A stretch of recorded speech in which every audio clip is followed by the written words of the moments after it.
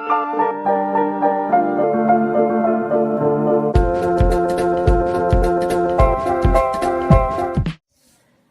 Students, welcome in my YouTube channel. Students, हम लोगों ने क्लास 11th की पिछली क्लास में डिस्कस किया था कि डायमेंशनल एनालिसिस में डायमेंशनल फार्मूला को कैसे ऑब्टेन करते हैं। इस क्लास में हम लोग डायमेंशनल इक्वेशंस के यूज के बारे में डिस्कशन करेंगे। ये जो तीनों यूज है इसके, ये काफी इंपॉर्टेंट भी है और हम लोग इनको वन बाय वन डिस्कस करते हैं। तो फर्स्ट लेते हैं स्टूडेंट। तो फर्स्ट में क्या है कि हमें अगर एक सिस्टम की यूनिट को सेकंड सिस्टम में चेंज करना है, अनदर सिस्टम में चेंज करना है, तो यार स्टूडेंट अगर मान लीजिए हम एक इक्वेशन लिखते हैं 1 metre is equal to 100 centimetre is equal to 1000 mm। तो इसमें स्टूडेंट हम लोग देख रहे हैं कि जैसे जैसे करके हमारा जो यूनिट है वो छोटा होता जा रहा है, वैसे वैसे करके न्यूमेरिकल वैल्यू जो है हमारी वो इंक्रीज होती जा रही है। तो it means since numerical value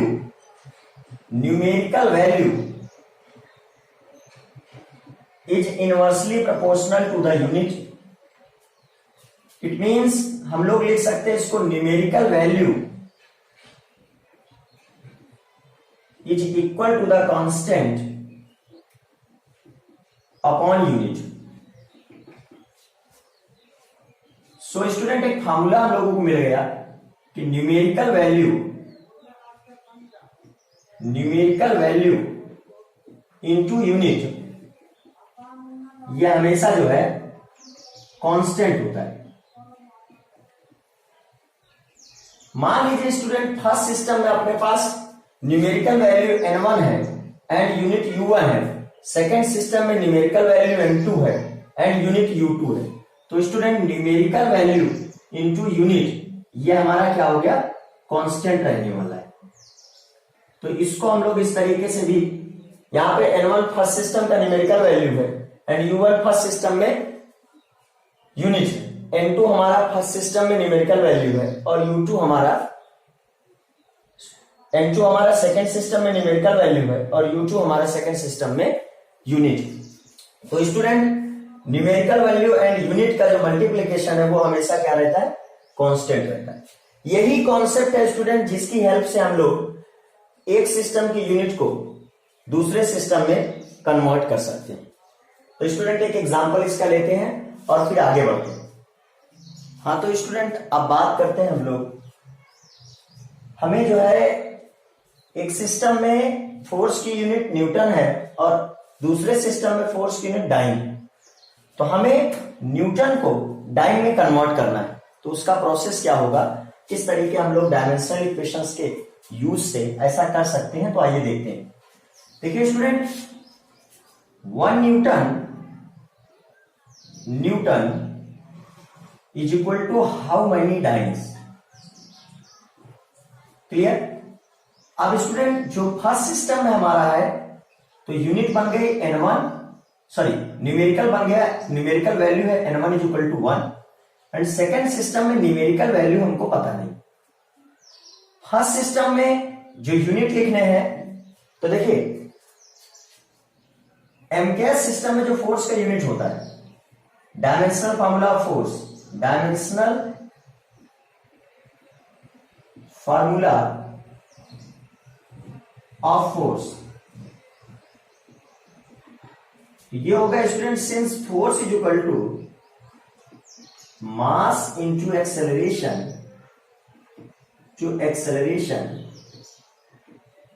it means force की यूनिट न्यूटन, मास की यूनिट हो गई केजी, एक्सेलरेशन की हो गई metre into second power -2। Then student जो फोर्स का डायमेंशनल फॉर्मूला बन रहा है, तो KG it means mass, mass का first letter capital M, metre is length and metre it means length, length का first letter capital A, second it means time, time का first letter capital T. तो यार force का जो dimensional formula बना वो mLT power -2। अब student करना क्या है, फर्स्ट सिस्टम में न्यूटन है तो यूनिट के प्लेस में हमें इसका डायमेंशनल फॉर्मूला पुट करना है। वो बना जाके mLT पावर -2। बट स्टूडेंट यहां पे थोड़ा ध्यान देंगे कि जब हम लिखेंगे फर्स्ट सिस्टम में, तो फर्स्ट सिस्टम में मास, फर्स्ट सिस्टम में लेंथ, फर्स्ट सिस्टम में लेंथ एंड फर्स्ट सिस्टम में टाइम। तो हमें करना क्या है, इनके सफिक्स में 1 1 लगा देना है। अब स्टूडेंट बात करते हैं यूनिट जो है सेकंड सिस्टम में टाइम, तो U2 जो हमारी बनेगी उसको हम लोग लिखते हैं mass in second system, it means in gram CGS में। Length in second system, it means centimetre. And time in second system, it means second power -2। तो स्टूडेंट सिंपल सी बात है कि जहां हमें यूनिट लिखना है, यूनिट के प्लेस में हमें डायमेंशनल फार्मूले पुट करने हैं, और डायमेंशनल फार्मूले जो लिखना है उसमें फर्स्ट सिस्टम के लिए सफिक्स में 1 1 एंड सेकंड सिस्टम के लिए सफिक्स में 2 2, ऐसा हमको करते जाना है। अब स्टूडेंट अपने पास फार्मूला है N1 इज इक्वल N1 इंटू U1 is equal to N2 इंटू U2। स्टूडेंट फर्स्ट सिस्टम में N2 हमको फाइंड आउट करना है, तो N2 इज इक्वल टू हो गया N1 U1 अपॉन U2। अब स्टूडेंट हम लोग वैल्यू पुट कर देते हैं। N2 की वैल्यू हमें फाइंड आउट करनी है, तो N1 की वैल्यू है हमारे पास 1, U1 की value mass in first system, length in first system and time in first system upon mass in second system, length in second system and time in second system. Clear student? तो अब हम लोग value put करते हैं, यहां पर कर लेते हैं, वहां जगह नहीं है, तो अब यहां पर देखते हैं N2 is equal to mass in first system. तो स्टूडेंट फर्स्ट सिस्टम में मास न्यूटन है, एमके सिस्टम का मीटर किलोग्राम सेकेंड, तो फर्स्ट सिस्टम में mass kilogram. Mass in second system, तो सेकेंड सिस्टम में मास क्या बना, ग्राम। क्लियर? अब इनटू लेंथ, तो लेंथ फर्स्ट सिस्टम में कितनी है, मीटर, सेकेंड सिस्टम में कितनी है, सेंटीमीटर। अब into time, time first system में सेकेंड, सेकेंड सिस्टम में सेकेंड, पावर -2। तो स्टूडेंट एस से एस कैंसिल हो गया। अब यहां पे देखेंगे 1 kg में 1000 ग्राम अपॉन ग्राम, 1 मीटर में 100 सेंटीमीटर अपॉन सेंटीमीटर, तो सेंटीमीटर सेंटीमीटर कन्वर्ट हो गया, कैंसिल कैंसिल। तो अब स्टूडेंट यहां पर 10 to the power 5, 10 to the power 5। तो स्टूडेंट ये इस तरीके से बन रहा है N2 is equal to 10 to the power 5। It means 1 newton is equal to 10 to the power 5 dyne. तो इस तरीके से हम लोगों ने इसको कन्वर्ट कर लिया है। हाँ, तो स्टूडेंट अब बात करते हैं यूज ऑफ डायमेंशनल इक्वेशंस में सेकेंड यूज की to check the correctness of equations. तो हमें किसी भी इक्वेशन की अगर करेक्टनेस को चेक करना है तो उसमें हमें देखना क्या होगा, इट मीन्स हम लोग सेकेंड टर्म में बात कर रहे हैं to check the correctness of equations. Student किसी भी इक्वेशन को करेक्ट और इनकरेक्ट अगर हमें with the help of dimensional formula check करना है तो इसके लिए क्या करना होता है, जैसे मान ली सपोज दैट कहीं लिखा है formula F is equal to ma, ठीक है स्टूडेंट। तो ये डायमेंशनली करेक्ट है और इनकरेक्ट है। इस चीज को चेक करने के लिए करना क्या है कि जो इसके लेफ्ट हैंड साइड का डायमेंशनल फार्मूला है वो क्या है भाई, mLT पावर -2। और इसके राइट हैंड साइड का डायमेंशनल फार्मूला निकालते हैं, तो मास का डायमेंशनल फार्मूला हुआ कैपिटल M और एक्सेलरेशन का डायमेंशनल फार्मूला हुआ LT power -2। It means student जो क्लास 9th में हम लोगों ने ये फार्मूला पढ़ा था F is equal to ma, ये बिल्कुल करेक्ट है। बिकॉज क्योंकि इसमें लेफ्ट हैंड साइड का जो डायमेंशनल फार्मूला आ रहा है वही राइट हैंड साइड का डायमेंशनल फार्मूला आ रहा है। स्टूडेंट इसमें कोई किसी तरीके का ज्यादा थियरी नहीं है, एकदम सिंपल सी बात है कि लेफ्ट हैंड साइड में हम जिस फिजिकल क्वांटिटी की बात कर रहे हैं, अगर राइट हैंड साइड में वही फिजिकल क्वांटिटी होगी तो किसी भी फिजिकल क्वांटिटी में जो उसका डायमेंशनल फॉर्मूला होता है वो तो चेंज होने वाला नहीं। It means mass and acceleration का प्रोडक्ट भी फोर्स को डिनोट करता है और ये एफ भी फोर्स को डिनोट कर रहा है। तो जो लेफ्ट हैंड साइड में फिजिकल क्वांटिटी है वही राइट हैंड साइड में फिजिकल क्वांटिटी है, तो इन दोनों का जो डायमेंशनल फॉर्मूला होना चाहिए वो इक्वल होना चाहिए।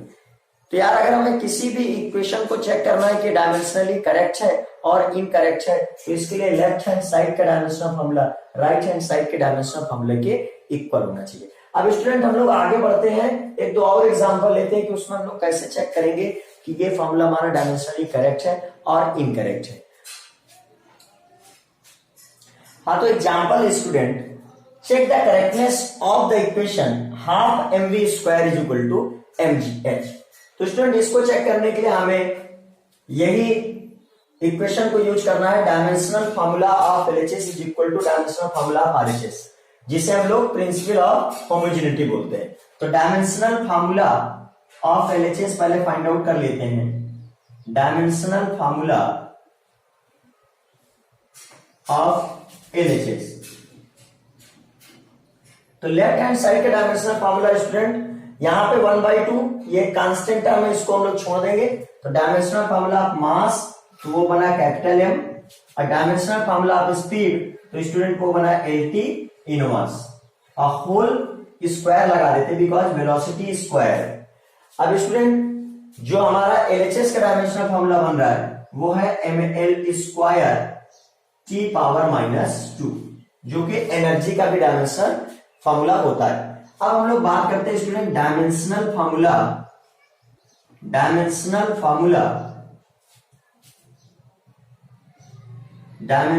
Formula of RHS. तो स्टूडेंट आरएचएस का डायमेंशनल फॉर्मूला क्या बनेगा? Mass into acceleration due to gravity into height. तो मास है capital M, acceleration due to gravity LT power -2 and height है L। Clear student? तो मास का हो गया, acceleration due to gravity, acceleration का हो गया एंड लेंथ का हो गया। तो स्टूडेंट ये डायमेंशनल फॉर्मूला क्या बन रहा है? प्रोडक्ट में पावर साइड जाते हैं, m लिखते हैं L power 1 L square T power -2। Then student ये बन गया L स्क्वायर T पावर -2। अब स्टूडेंट अगर हम लोग स्टेटमेंट 1 एंड स्टेटमेंट 2 को चेक करते हैं तो जो हमारा LHS लेफ्ट हैंड साइड का डायमेंशनल फॉर्मूला आ रहा है ml स्क्वायर T पावर -2, वही हमारा dimensional formula right hand side का है ml स्क्वायर T पावर -2। तो सिंस फ्रॉम स्टेटमेंट 1, इसको हम लोग फर्स्ट बोल देते हैं स्टेटमेंट, और इसको हम लोग सेकंड बोल देते हैं statement. From statement 1 and 2, it's clear dimensional formula of LHS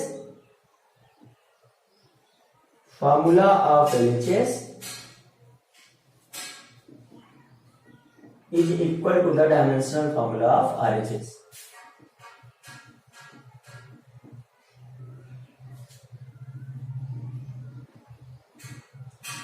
तो स्टूडेंट इस तरीके से हम लोगों ने देखा कि जो ऊपर वाली इक्वेशन है half mv square is equal to mgh, उसमें लेफ्ट हैंड साइड का dimensional formula right hand side के डायमेंशनल फार्मूला से डायमेंशनल फार्मूला के इक्वल आ रहा है। तो हमारी जो इक्वेशन है half mv square is equal to mgh वो करेक्ट होगी।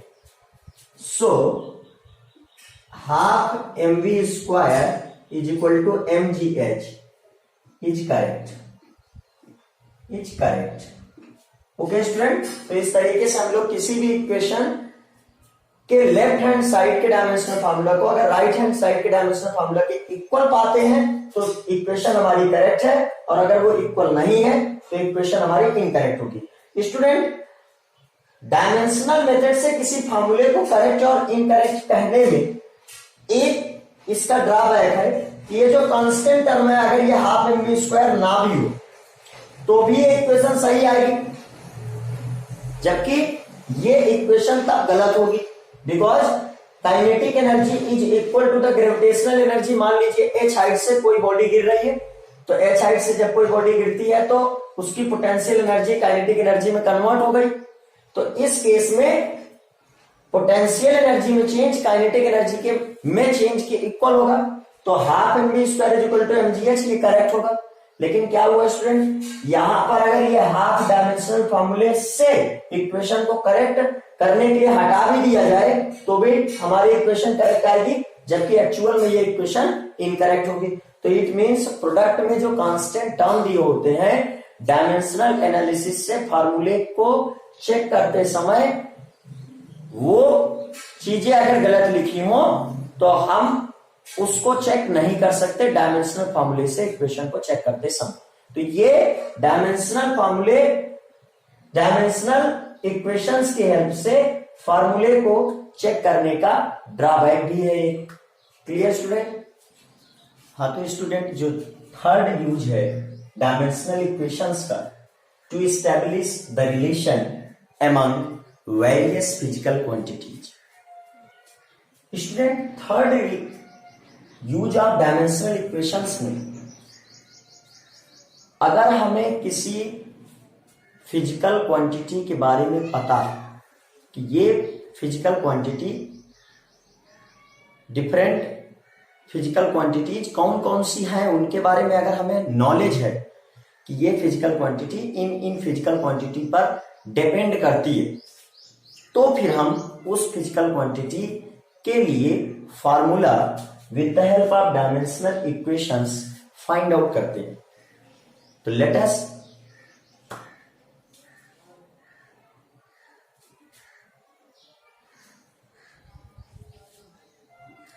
तो स्टूडेंट चलो कुछ एग्जांपल्स के साथ ये बात सीखते हैं कि किस तरीके एक फिजिकल क्वांटिटी अगर कई फिजिकल क्वांटिटीज पे डिपेंड कर रही हो तो हम उस फिजिकल क्वांटिटी के लिए फार्मूले को डिराइव कर सकते हैं। हाँ, तो स्टूडेंट एक एग्जांपल लेते हैं कि हमें एक सिंपल पेंडुलम के टाइम पीरियड का एक्सप्रेशन फाइंड आउट करना है और जो मेथड यूज कर रहे हैं वो है डायमेंशनल इक्वेशंस की हेल्प से फार्मूले को ड्राइव करने वाली मेथड। अब स्टूडेंट एक्चुअल में पहले तो हमें सिंपल पेंडुलम के बारे में ही जान लेना चाहिए कि ये क्या होता है।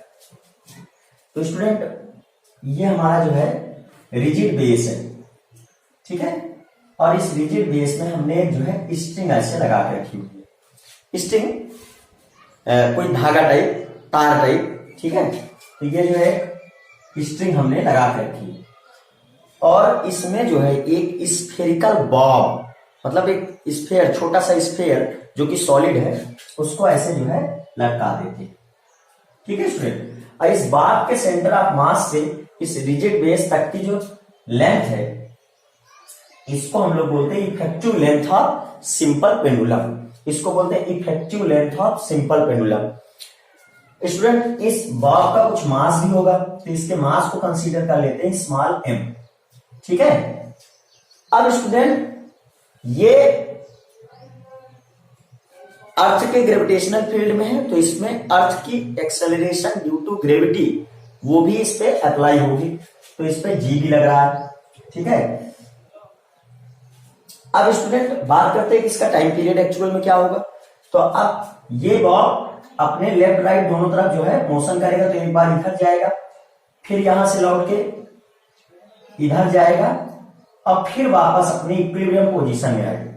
तो यार जितनी देर में ये सिंपल पेंडुलम इधर जाता है, फिर इधर से इक्विलिब्रियम पोजीशन में आता है, फिर इक्विलिब्रियम पोजीशन से इधर जाता है, फिर अपनी इक्विलिब्रियम पोजीशन में आ जाता है, तो ये टोटल जो इसका जो है एक वाइब्रेशन जो कंप्लीट हुआ है उसमें जो इसने टाइम लिया है उसको हम लोग बोलेंगे टाइम पीरियड। तो अब इसका टाइम पीरियड हुआ कैपिटल टी। स्टूडेंट इसके अलावा क्या आपको कोई दूसरी चीज दिखाई दे रही है कि टाइम पीरियड टी किन किन चीजों पर डिपेंड कर सकता है? तो यहां टाइम पीरियड टी इफेक्टिव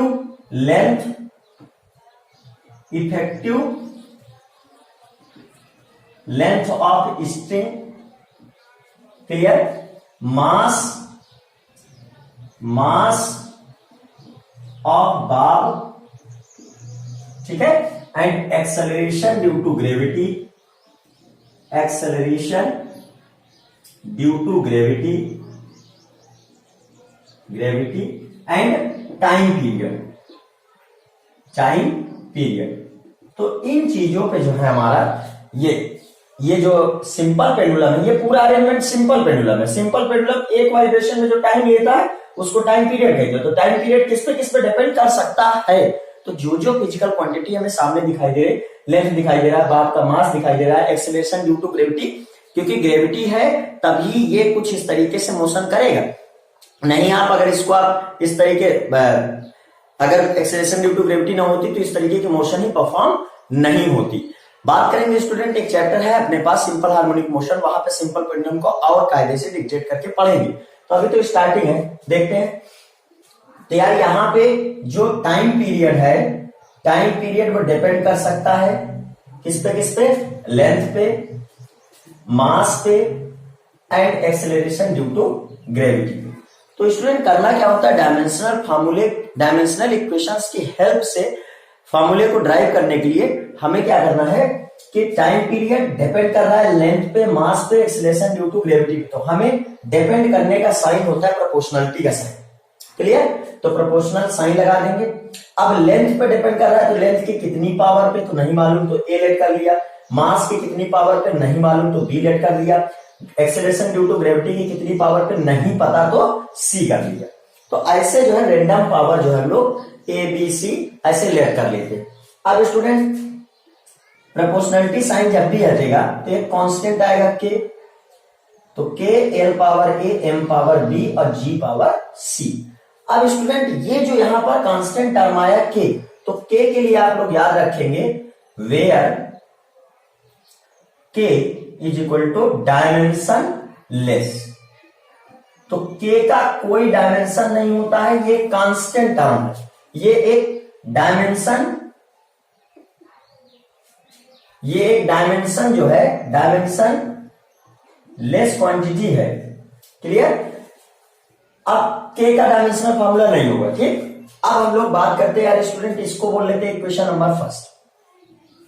अब स्टूडेंट यहां पर जो हमारे पास इक्वेशन आई है, ये इक्वेशन करेक्ट है और इनकरेक्ट है, तो इसको चेक करने के लिए हमें क्या करना होगा, हमें लेफ्ट हैंड साइड के डायमेंशनल फॉर्मूले को राइट हैंड साइड के डायमेंशनल फॉर्मूले के इक्वल दिखाना पड़ेगा।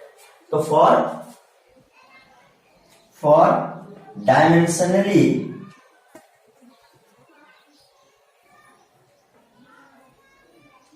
Correct formula, dimensional formula of LHS is equal to dimensional formula of RHS। Clear student? तो लेफ्ट हैंड साइड के dimensional formula right hand side के डायमेंशनल फॉर्मूले के क्या होना चाहिए, इक्वल होना चाहिए। अब स्टूडेंट लेफ्ट हैंड साइड में केवल टाइम है तो कैपिटल के लिख दिया, बट राइट हैंड साइड में जो के है ये डायमेंशन लेस होता है, तो इसका डायमेंशनल फॉर्मूला नहीं लिखना। लेंथ का हुआ कैपिटल है, पुट कर दिया। मास का हुआ कैपिटल है, पुट कर दिया। एंड एक्सेलरेशन का होता है LT पावर -2 डायमेंशनल फॉर्मूला, तो इसको भी पुट कर दिया, पावर सी लगा। अब स्टूडेंट यहां पर मास लेंथ नहीं है, तो मास की पावर 0 कर लेते हैं, लेंथ की पावर 0 कर लेते हैं, टाइम की पावर 1 कर लेते हैं। इसमें स्टूडेंट मास की पावर B आई, लेंथ की power A I, sorry length की पावर यहां पर A है और यहां पर C आएगी, तो A प्लस C, क्योंकि प्रोडक्ट में पावर्स ऐड हो जाती हैं। यहां पर टाइम की पावर -2 है, तो इसको टाइम की पावर -2C कर दिया। अब स्टूडेंट LHS RHS के इक्वल है, तो अगर हम लोग यहाँ पे इनकी पावर को मैच कराते हैं तो B इज इक्वल टू 0 आ रहा है, A plus C is equal to 0 आ रहा है। देखिए L की पावर 0, L की पावर A प्लस C, और T पावर 1 है, T पावर -2C है, तो it means -2C is equal to 1 आ रहा है।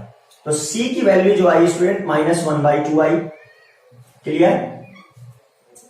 अब C की वैल्यू को यहां पुट कर देते तो A इज इक्वल टू आ जाएगा +1/2 एंड B की वैल्यू अपने पास 0। Clear student? अब इन वैल्यूज को A B C यही हमने लेट किया था यहां पर इक्वेशन नंबर फर्स्ट जब बनी थी, यहां पर हमने ए बी सी की वैल्यू को लेट किया था, तो इन वैल्यूज यहां पर इक्वेशन नंबर 1 पे रख देते हैं। तो जब पुट करते हैं वैल्यू तो क्या मिलेगा,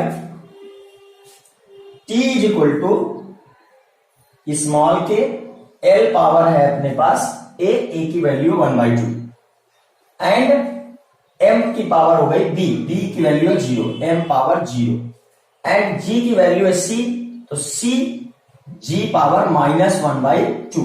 तो इस तरीके स्टूडेंट ये मिल रहा है हमें t is equal to K L upon G whole power plus 1/2। इसको कर सकते हैं t is equal to K under root L by G, t is equal to K under root L by G. अब student dimensional equations की help से जब भी हम किसी फिजिकल क्वांटिटी के लिए फॉर्मूले को ऑब्टेन करते हैं, तो स्टूडेंट यहां जो ये डायमेंशनलेस कांस्टेंट होता है, इस कांस्टेंट की वैल्यू हम लोग नहीं निकाल पाते। तो ये इस मेथड का ड्रॉबैक है। इस डायमेंशनलेस कांस्टेंट के की वैल्यू को हम लोग कभी फाइंड आउट नहीं कर पाएंगे इसमें। तो बाई एक्सपेरिमेंट के की वैल्यू यहां जो आती है वो t is equal to 2 pi under root L by G. तो एक्सपेरिमेंट की हेल्प से जो है हम लोग t इज इक्वल टू 2 पाई, भाई हमको पता है इसलिए हमने यहां पे पुट कर दिया। अगर आपको नहीं पता है तो डायमेंशनल इक्वेशंस की हेल्प से आप यहीं तक फॉर्मूले को ड्राइव करके छोड़ देंगे।